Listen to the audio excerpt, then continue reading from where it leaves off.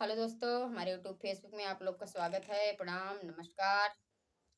मैं सुमन निषाद आप सबके बीच में विवाह गीत गा रही हूँ। कैसा लगा आप लोग कमेंट में ज़रूर बताएं और हमारे चैनल को सर्च करें और हर रस्म हर गीत आप लोग सुने, आनंद लें और कमेंट में ज़रूर बताएं कैसा लगा।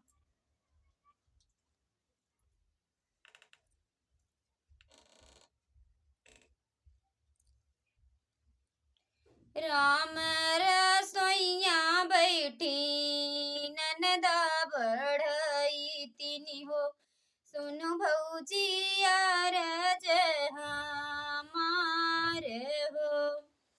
राम रसोइया बैठी ननदा कवन देई, सुनु भौजी अरज हमार हो। मोरी ससुररिया भौजी साठन कोस हो, बियाहन चले हैं बड़े भोर जी।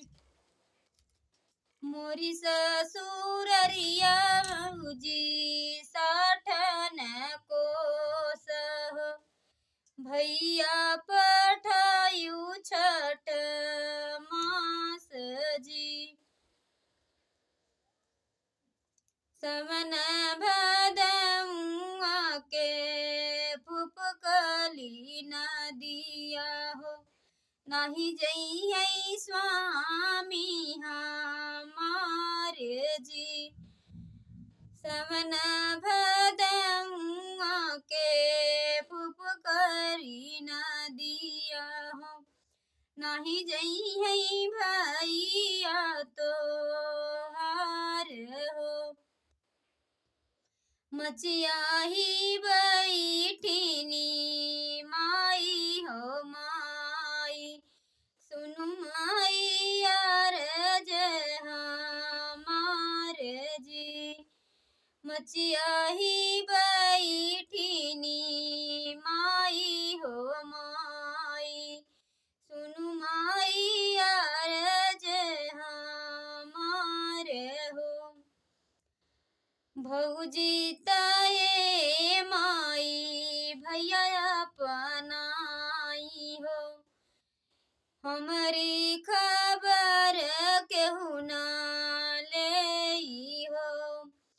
भौजी ताये माई भैया अपनाई हो, हमारी खबर केहू न लेई हो।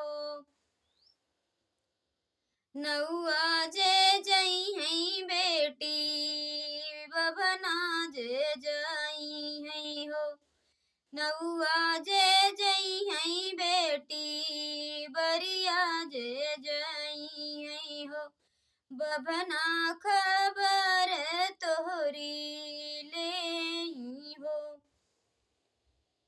जहि दिनिये बेटी पौरुख घटी है हो, ओहि दिन न सोचू नैहरे ओर हो। जहि दिन ये बेटी बाबा पौरुख घटी है हो, जिनि सोचू नैहर की ओर